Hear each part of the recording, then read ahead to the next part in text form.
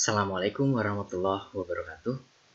Salam sejahtera buat teman-teman mahasiswa dimanapun Anda berada.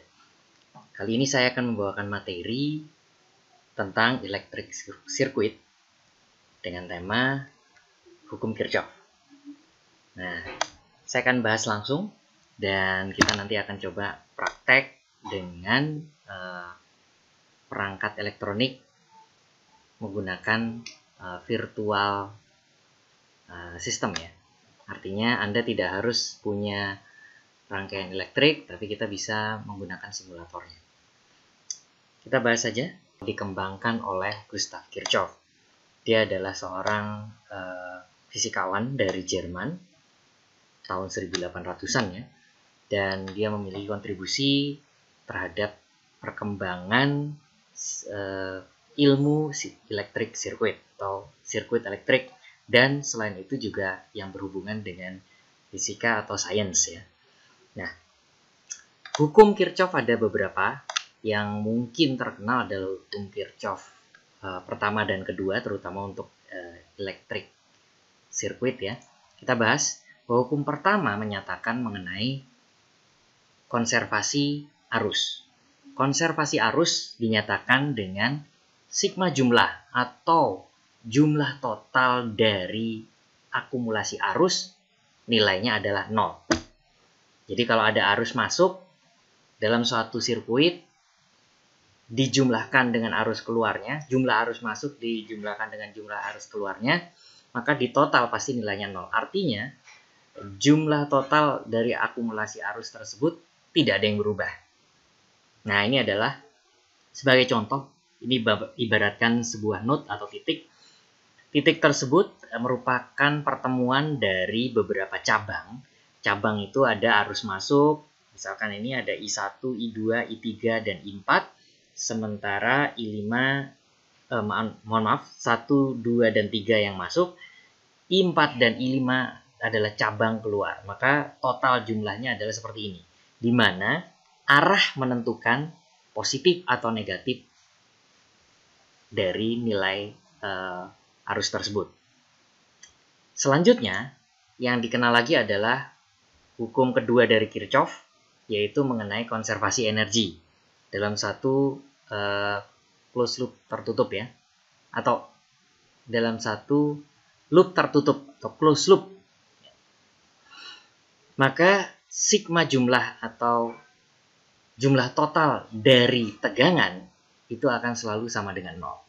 Jadi umpamakan ini adalah sebuah rangkaian elektronik tertutup atau rangkaian elektrik tertutup, dihubungkan ada misalkan ini adalah resistor 1, resistor 2, 3, dan 4. Lalu di sini ada titiknya. Titik 1 ke 2 itu resistor 1, dari 2 ke 3 resistor 2, 3 ke 4 resistor 3, dan 4 ke 1 ada resistor 4. Nah, maka tegangan di antara resistor-resistor tersebut, jika dijumlahkan, nilainya pasti sama dengan 0. Contoh di sini. Tegangan adalah beda potensial. Artinya, kita ukur dari potensial yang tinggi terhadap potensial yang rendahnya. Nah, ini potensial dari titik 1 dan titik 2 akan kita ukur dinamakan dengan tegangan 1,2. Dan tegangan 2,3, tegangan 3,4, dan tegangan 4,1 jika dijumlah nilainya adalah sama dengan 0. Nah, itu adalah prinsip dasar dari hukum Kirchhoff 1 dan 2 yang kita akan aplikasikan pada materi kali ini. Dan kita ambil contoh misalkan ini ada misalkan sebuah sirkuit yang sirkuit tersebut terhubung seperti ini. Dan sirkuit tersebut dihubungkan dengan power supply, switch, dan resistor. Resistor di sini ada dua, yaitu resistor yang variabel dan resistor yang tidak variabel. Lalu dihubungkan dengan pengukur tegangan dan pengukur arus. Nah, di sini kita melihat bahwa kalau di sini di contoh ini adalah kita bisa melihat perbedaan tegangannya. Nah, sementara arus di sini karena tidak ada percabangan, maka dia tidak akan terlihat ada perubahan karena menggunakan rangkaian seri. Anda bisa mencobanya nanti dengan rangkaian yang paralel sehingga Anda bisa mengukur arusnya berbeda-beda. Pada saat arus tersebut bersatu atau disatukan, maka akan terlihat total nilainya adalah penjumlahan dari arus-arus cabangnya. Nah, kita akan coba ambil contoh ini yang kemudian kita simulasikan dengan sebuah application dari web. Jadi saya ingin mengajarkan kepada teman-teman atau saya ingin memberikan informasi kepada teman-teman mengenai bagaimana menggunakan atau mencoba mensimulasikan sistem yang ada yang ingin kita gunakan atau ingin kita buat, dan kita bisa tahu bagaimana karakteristiknya. Nah, kita ambil contoh yang ini saja. Maka kita bisa masuk kepada atau kita menuju ke web. Nah, Anda bisa masuk ke tinkercad.com. Nah, jadi yang kita lakukan adalah pertama Anda pergi atau menuju ke tinkercad.com, lalu kemudian kalau Anda belum terregister maka Anda bisa join. Nah, contohnya adalah di sini. Di sini bisa diklik sign in atau join. Bagi saya yang sudah melakukan join, maka saya tinggal sign in saja.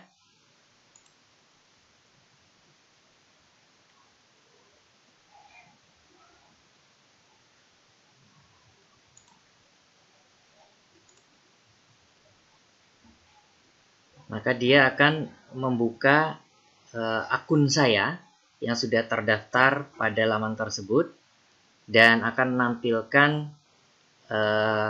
beberapa desain yang saya sudah pernah buat. Kalau di sini kita bisa memiliki kesempatan untuk mengerjakan aktivitas yang berhubungan dengan desain, baik itu 3D design maupun sirkuit. Nah, karena saya mengulas tentang elektrik atau elektronik sirkuit, maka kita bisa masuk kepada sirkuit.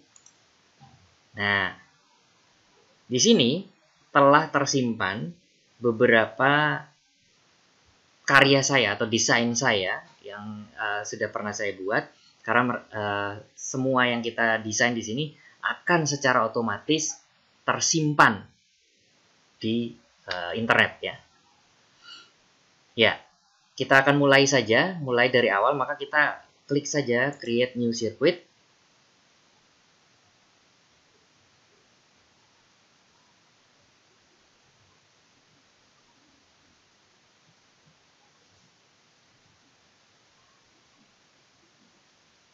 Nah, saat kita melakukan klik new circuit, maka di sini akan ada tampilan, yaitu sebelah kanan berisi tentang komponen, sementara sebelah kiri ini adalah ibaratnya seperti meja gambar atau tempat Anda membuat desain atau rangkaiannya. Ya. Nah, kita akan coba, misalkan kita menggunakan sirkuit yang tadi.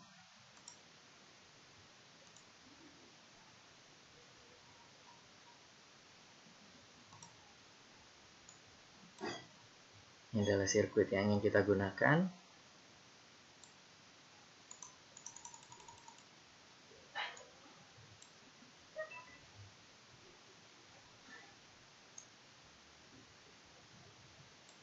Saya perkecil.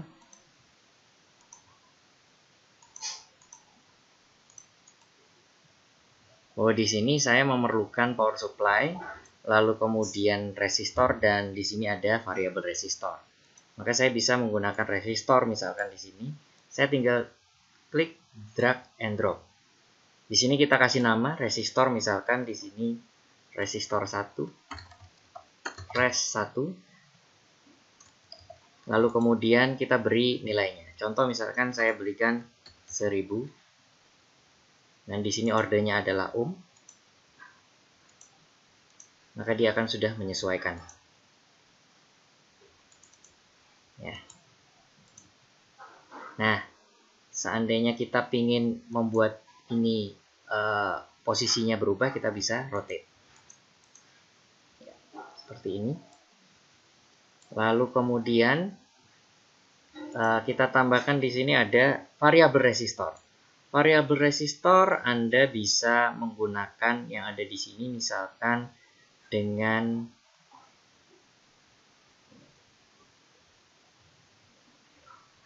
potensio. Potensio di sini var res. Nah, kita ambil misalkan 50 kilo. Nah, saya pingin posisinya juga agak miring sesuai dengan gambar. Maka saya bisa mulai hubungkan titik ini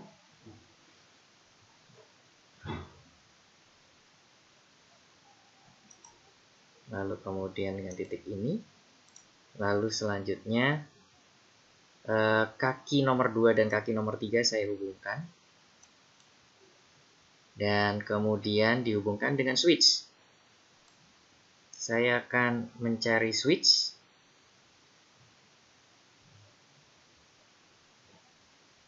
Kalau teman-teman bingung juga bisa mencarinya dari sini. Switch.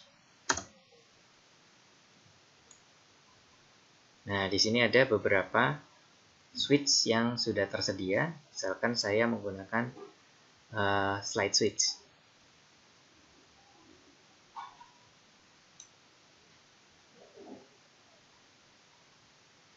Switch. Lalu kemudian saya hubungkan.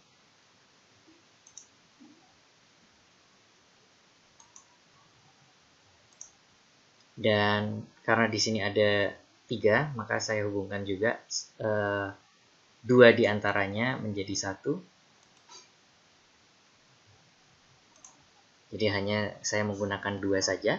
Lalu kemudian kita memerlukan power supply ya. Power supply kita hapus dulu.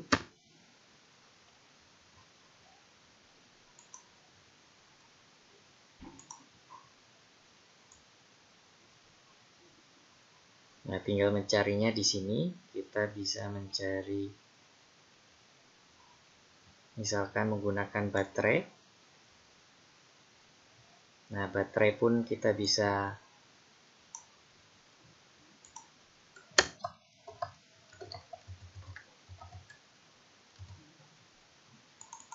kita rubah nilainya. Kalau yang ini adalah menggunakan 3 volt.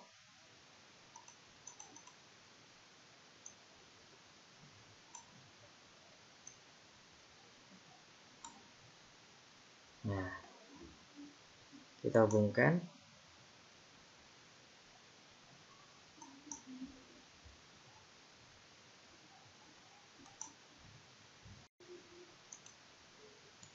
Ya.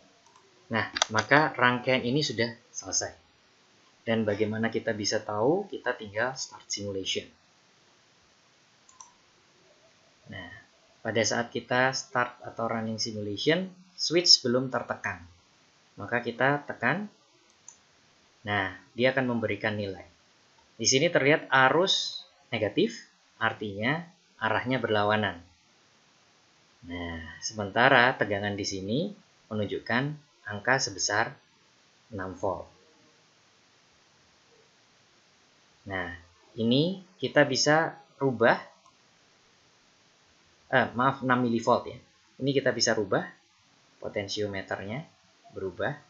Nah, nilai tertingginya adalah 2,71. Kenapa? Karena tegangan yang ada di sini merupakan tegangan yang dikurangi oleh resistor yang ada di sini. Ya. Silakan mencoba.